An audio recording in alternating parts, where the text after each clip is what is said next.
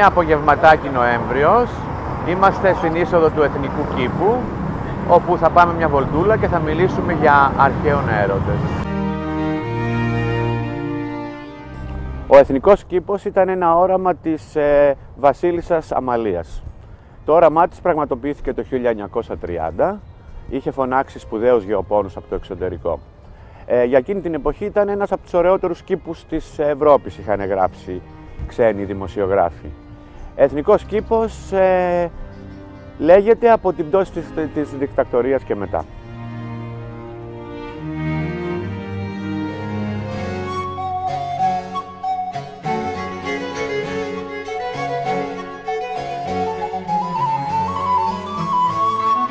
Σε μια εποχή που ο Ερμής με την Αφροδίτη είχαν έναν μεγάλο έρωτα, στη διάρκεια αυτού του έρωτα γεννήθηκε ο Ερμαφρόδιτος. Φανταστείτε τι όμορφο αγόρι που ήταν για να ήταν γιος του Ερμή και της Αφροδίτης. Κούκλος. Την ανατροφή του την είχαν αναλάβει οι Ναϊάδες, οι οποίες κατοικούσαν σε κάτι βουνά κοντά στην Αλικαρνασσό. Μια μέρα ο πανέμορφος Ερμαφρόδιτος αποφάσισε να κάνει ένα ταξιδάκι. Πριν φτάσει στην Αλικαρνασσό, σε ένα δασάκι εκεί κοντά είδε μια γάργαρη πηγή που σχημάτιζε μια λιμνούλα. Κουρασμένος όπως ήταν και διψασμένος, αφού ξεδίψασε, αποφάσισε να κάνει και ένα ωραίο μπανάκι για να φύγουν οι σκόνες από πάνω από το ωραίο κορμάκι του. Δεν είχε πάρει είδηση όμως όταν την παραμόνευε δίπλα η νύμφη της λιμνούλας, η Σαλμακής. Μόλις τον είδε Σαλμακής, θαμπόθηκε από την ομορφιά του και αμέσως έτρεξε και τον αγκάλιασε. Τρομαγμένος Ερμαφρόδιτος παρακάλεσε τους θεϊκούς γονείς του να γλιτώσει από αυτό το ξαφνικό αγκάλιασμα της Σαλμακής της νύμφης. Αλλά και Σαλμακής όμως παρακάλεσε τους θεούς να την αφήσουν να τον έχει μόνιμα στην αγκαλιά της. Οι θεοί, για τους λόγους που ήξεραν μόνο αυτοί, ευνόησαν μόνο τη Σαλμακίδα. Και από τότες οι δυο τους ενώθηκαν σε ένα σώμα με τα αρσενικά και θηλυκά χαρακτηριστικά. Και στη βιολογία βλέπουμε, παγκοσμίως γνωστή είναι η λέξη στη βιολογία, ο ερμαφροδιτισμός. Ο Ερμαφρόδιτος όμως ζήτησε σαν αντάλλαγμα από τους θεϊκούς γονείς του, τον Ερμή και την Αφροδίτη, ότι σε αυτή τη λιμνούλα που έγινε αυτή η ένωση του αρσενικού και του θηλυκού, όποιο αγόρι κολυμπούσε να χάνει τον ανδρισμό του. Γι' αυτό όλες οι τρελές μην τρέξετε τώρα να αναζητήσετε τη λίμνη της Αλικαρνασσού. Μέχρι τον 12ο αιώνα, όποια αγόρια κατοικούσαν στις γύρω περιοχές ή περνούσαν από εκεί και ήξεραν το μύθο αυτό, απέφευγαν να μπαίνουν μέσα στη λιμνούλα.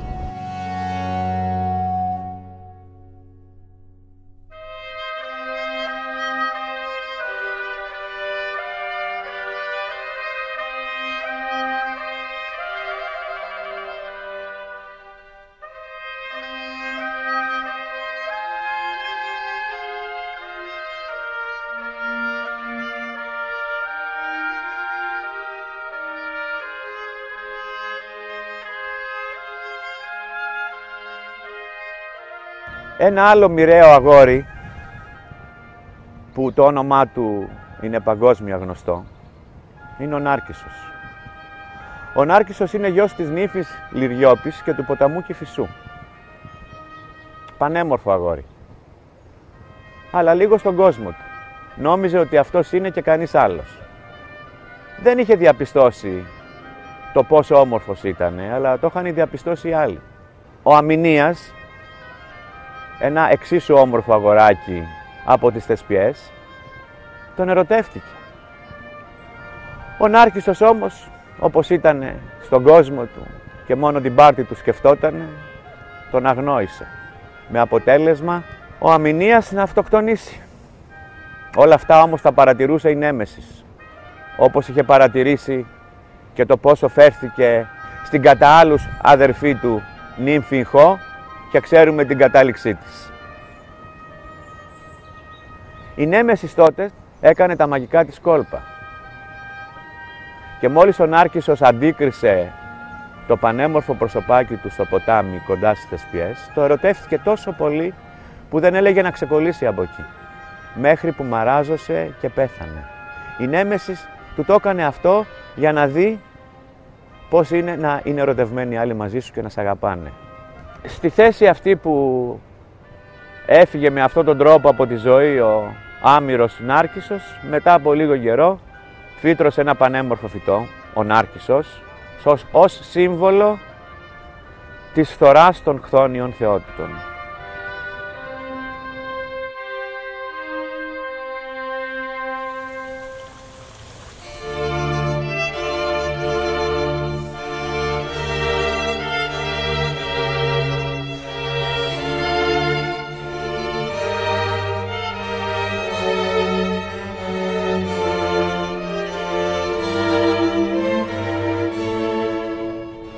Ακουμπάω σε ένα κυπαρίσι.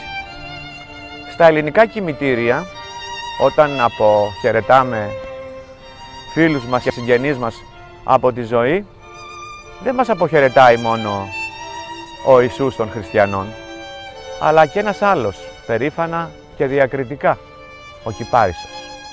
Ο Κυπάρισος ήταν ένας πολύ όμορφος άντρας, που είχε πάθος για το κυνήγι και εραστής του Απόλλωνα. Ο Απόλλωνας, που κι αυτός ήταν ερωτευμένος για ένα διάστημα με τον Κυπάρισο, του είχε χαρίσει ένα όμορφο ελάφι που τον συνόδευε σε όλες τις εξορμήσεις του στο κυνήγι. Μια μέρα ο Κυπάρισος, που ήταν σε ένα δάσος και κυνηγούσε θηράματα, κατά λάθος σκότωσε το ελάφι. Η αγάπη του για το ελάφι ήταν παρημιώδης εκείνη την εποχή του Κυπάρισου. Δεν άντεξε, μαράζωσε, είχε φοβερές ενοχές, μεγάλες τύψεις για αυτό που έκανε, όπου έφτασε σε ένα σημείο η ζωή του να τελειώνει από τη στεναχώρια. Μόλις το κατάλαβε λοιπόν ο Κυπάρισος, παρακάλεσε τον αγαπημένο του Απόλλωνα να τον μεταμορφώσει σε ένα δέντρο. Και ο Απόλλωνας, με την απεριόριστη αγάπη που έδειχνε στα ωραία λόγια, τον μεταμόρφωσε σε ένα κυπαρίσι. Ένα κυπαρίσι που σήμερα το βλέπουμε να βασιλεύει δίπλα από τον Ιησού Χριστό στα ελληνικά κημητήρια και να αποχαιρετάει τους αγαπημένους μας, που το ρετζίνι από τον κορμό του περήφανου και όμορφου δέντρου αυτού τρέχει σαν δάκρυα.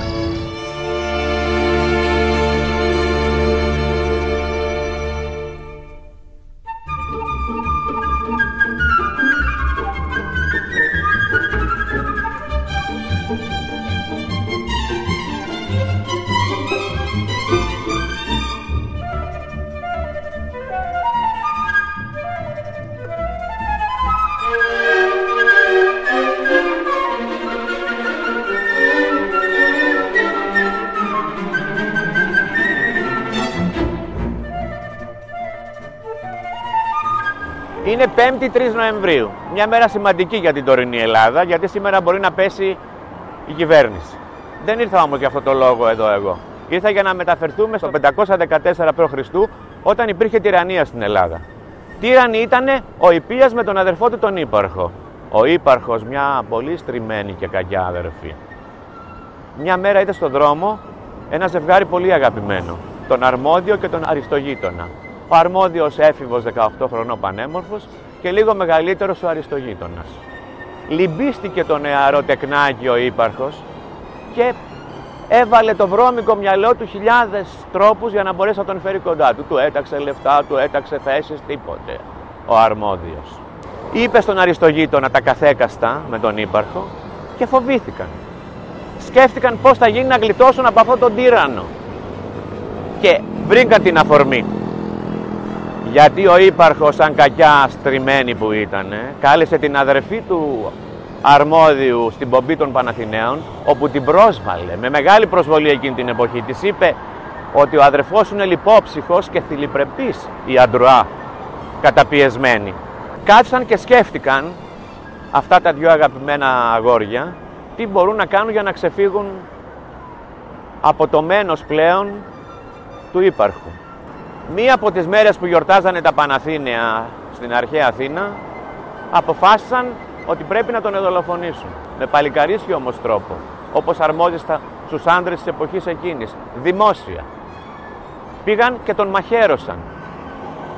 Ο ένας από τους δύο εκείνη τη στιγμή έπεσε νεκρός από αυτούς που φυλάγανε τον Ύπαρχο και ο άλλος μετά 3 μέρες πέθανε από βασανιστήρια στη φυλακή. Οι αρχαίοι Αθηναίοι, σαν πολιτικάντιδες και έξυπνοι που ήτανε, δεν δώσανε τόσο σημασία σε αυτό το ερωτικό έγκλημα ανάμεσα σε άντρες, αλλά στην πολιτική σημασία της πράξης. Ο ύπαρχος ήταν τύραννος. Το εκμεταλλευτήκανε δεόντως λοιπόν. Και με αφορμή αυτή την τραγική ερωτική ιστορία ανάμεσα σε άντρες, καταργήθηκε η τυραννία στην αρχαία Αθήνα.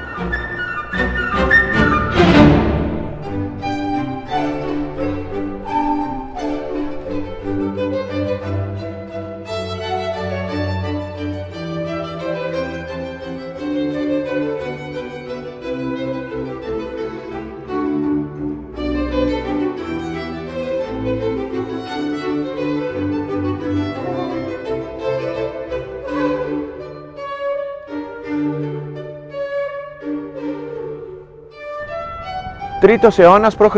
Αρχαία Μακεδονία. Ηφαιστίωνας και Αλέξανδρος ή Αλέξανδρος και Ηφαιστίωνας. Ο ένας γιος του βασιλιά Φίλιππου της Μακεδονίας και πρίγκιπας, ο άλλος γιος από μεγάλη αριστοκρατική οικογένεια. Από μικρά παιδιά ήτανε μαζί. Είχανε τον ίδιο δάσκαλο, τον Αριστοτέλη. Μαζί κάνανε τα πρώτα τους όνειρα. Μαζί κάνανε τους πρώτους τους έρωτες. Μαζί δημιουργήσανε μια σπουδαία φιλία. Και μαζί ονειρευτήκανε ένα μεγάλο όραμα. Να κατακτήσουν τον κόσμο.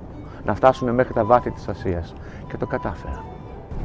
Πολλά έχουν γραφτεί για τη σχέση του Αλέξανδρου με τον Ηφαιστίωνα.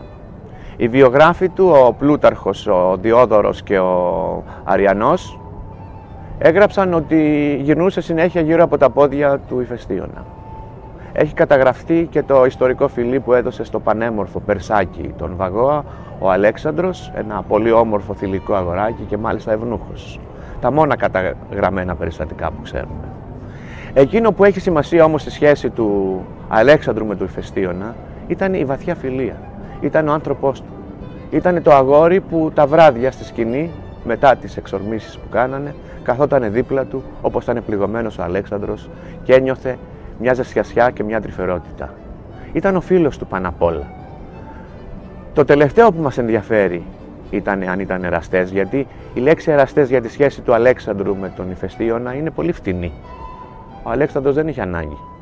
Θα μπορούσε να πάρει χιλιάδες Περσόπουλα και οι στρατιώτες τους τα κάνανε και χιλιάδες όμορφους Μακεδόνες που δεν είχαν τέτοια προβλήματα πάνω σε αυτές τις σχέσεις εκείνη την εποχή. Ο έρωτας στην αρχαία Ελλάδα ήταν εντελώς απενοχοποιημένος ανάμεσα στα αγόρια και στους μεγαλύτερους αλλά και στους μικρότερους. Και τις περισσότερες φορές, όπως βλέπουμε και από τον Πλάτωνα, έπαιζε και εκπαιδευτικό χαρακτήρα. Σε αυτό το θέμα όμως θα επανέλθουμε με ένα άλλο επεισόδιο.